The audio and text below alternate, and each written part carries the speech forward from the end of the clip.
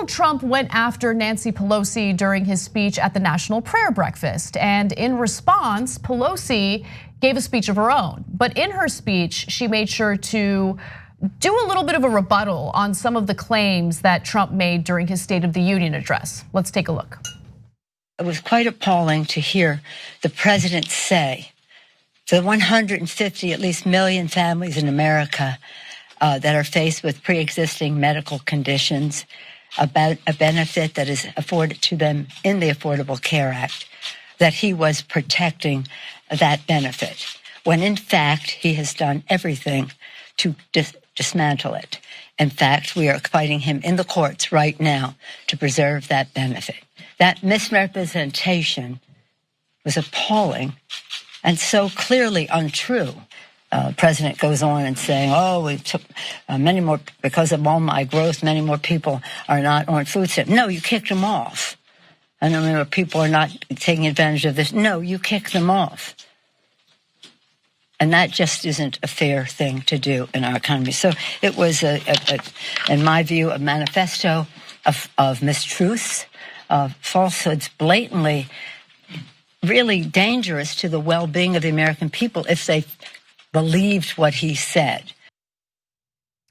So I thought that it was important to have a response to Donald Trump's lies that actually provided a counter to those lies. And when Governor Whitmer from Michigan gave her response to Trump's State of the Union, I was irritated by it mostly because it wasn't much of a response to what he said. And she was smiling the whole time, which I didn't understand. Here's a president who is lying about what he has done in this economy. As we know, the economy is not doing well for the vast majority of Americans right now.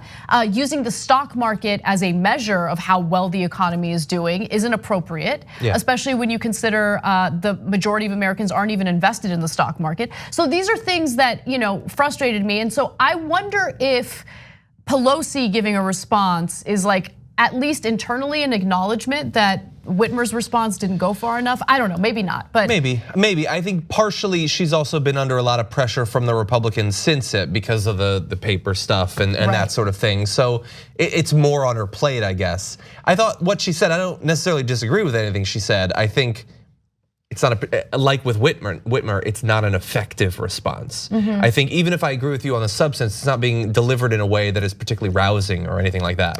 But who knows, maybe if she does more of this, she'll get better at it. Because I agree with you, I think that the delivery wasn't as strong as it could have been, but there was an improvement from previous speeches. I mean, previously when she responds to Donald Trump, she comes out with papers and she's looking down, doesn't seem like she's really engaged or interested in making her case.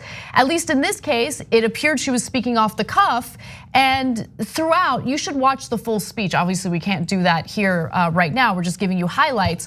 But there were moments where she was pretty aggressive, and I think that she needs to do more of that. Look, my argument about the Democrats has always been that they don't know how to fight back.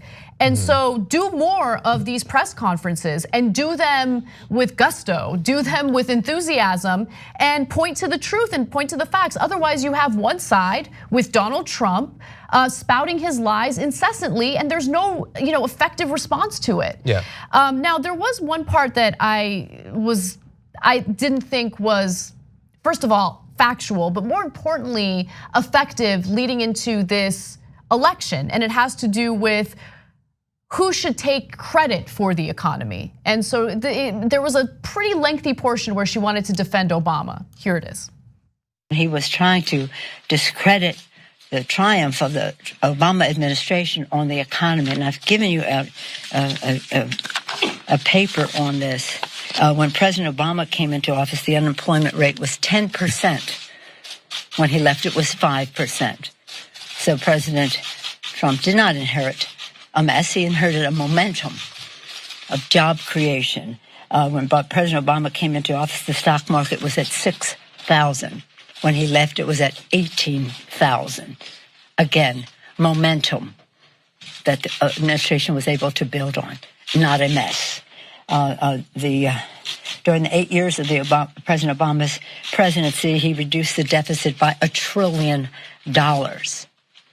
Instead, this administration is increasing $1 trillion. And of course, with their tax scam for 83% of the benefits going to the top 1%, they increased the national debt by $2 trillion. And therefore, they tried to it's supposed to pay for itself, but instead they went to Medicare and Medicaid to try to pay for that. Listen, no one cares. Like, I'm keeping it real. Spending a portion of this, speech defending Obama, I get it. She's right. I mean, the numbers are right. And I get the instinct to defend Obama. But it's not a good look when people are still really struggling in this economy. Yes, he improved it. The unemployment rate was cut in half. But remember, there are so many Americans right now who want full-time jobs that pay them a living wage and they can't find it. So they have to work multiple jobs simultaneously to make ends meet. I mean, the federal minimum wage hasn't gone up in 10 years. So I think what you wanna do is make the case for why we need to improve, not go back and say like, look, the Americans are still really struggling, but you know what? You know who improved things a little bit? Obama, and Trump's trying to take credit. No, and when I say no one cares, what I'm trying to say is it's not an effective way to get people to vote for Democrats when you're looking backwards and you're just trying to defend, you're getting defensive about Obama. Yeah, and a lot of them are going to feel like it's ancient history at this point. That it seems like an esoteric argument to have. I don't disagree with it necessarily. I disagree with her as much as Trump in stressing the strength of the stock market as a proxy for what the economy is really doing. Definitely. But we have a comparison that we can make. Her thing right there with Bernie Sanders' response. Bernie Sanders focused on wages and the lack of growth there, and the fact that inflation eats up more than 90% of the growth that we have had over the past few years. That is forward-looking. It's identifying a continuing problem under Trump, and he can tie it very easily and naturally to various parts of his economic platform that should improve that situation. And that is a way to respond to Trump. It is a fact check, but it's not a fact check that looks back a decade ago. It's a fact check that looks at right now and the election that's coming up. It's far more effective, and it was delivered more effectively. I agree, absolutely. One more highlight from her response to Donald Trump, and this is where, again, she gets pretty salty toward him, and that would be fine. You know that I have no problem with that kind of behavior, as long as you're also fighting him when it comes to his policies, and that has not been the case. She has helped him with legislative wins. She has handed over $4.6 billion in taxpayer money for Donald Trump's disgusting practices at the border. And then she went after progressive freshman Democrats for opposing that move. And so if you're going to insult Trump, I like it because he deserves to be insulted. However, that's minor compared to what you can accomplish by fighting him legislatively. With that said, here's the final video. As you know, this week we had the State of the Union as required by the Constitution of the United States. The president is to submit in writing or in person his statement of the State of the Union. What happened instead was the president using the Congress of the United States as a backdrop for a reality show, presenting a state of mind that had no contact with reality whatsoever. It's so inappropriate at a prayer breakfast. You want to go to the prayer breakfast, prayer in the school, vouchers, a woman's right to choose, all those things that's a ripe audience for.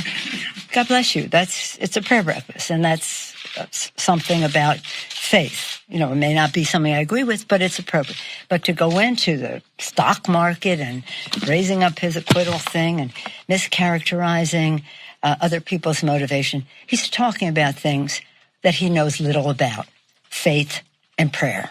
I extended the hand of friendship to him, to welcome him as the President of the United States to the People's House. It was also an act of kindness because he looked to me like he was a little sedated. He looked that way last year too, but he didn't want to shake hands. That was that. That meant nothing to me. And he has shredded the truth in his speech. He's shredding the Constitution in his conduct. I shredded his state of his mind address. I don't mind that. An interesting Freudian slip at the end. I don't think that was a Freudian slip. I think that was intentional. Yeah, yeah. The thing is, like we've said multiple times through the course of this hour, as we've been talking about her, there's the fun games and the clapbacks, the literal claps and stuff like that. The political theater. And then there's doing what actually matters. And like, yes, they're passing some good bills that won't become law. It's still better than nothing, yes. But when you're helping him out on stuff, including expanding the military budget and stuff like that, it makes this counterproductive, at best bittersweet. I love that stuff when people like AOC, who also do the right substantive stuff, when they're attacking people. But for her, it's like, I get that like you're in a feud with Trump and you kind of enjoy it, and I'm sure it fires up resistance types. But for me, it's like every time I'm like, huh, and then I remember what you've done when it's really counted. And it makes me mad at myself for being briefly distracted. Don't be mad at yourself, because I think that you need to do both things when it comes to Donald Trump. I don't think that you're gonna win, because AOC certainly does the clapbacks, and it's effective because it's coupled, as you said, with the policy fights that she brings to the table. So I don't mind being fair to Pelosi. I think it's good that she fights back in some way, but it's not enough. That's the point that I'm trying to make. I get that people want to give her 100% credit for the political theater. The political theater is important, it is, but it's nothing substantive when you can't back it up with policy, right? With actual legislative wins and legislative fights.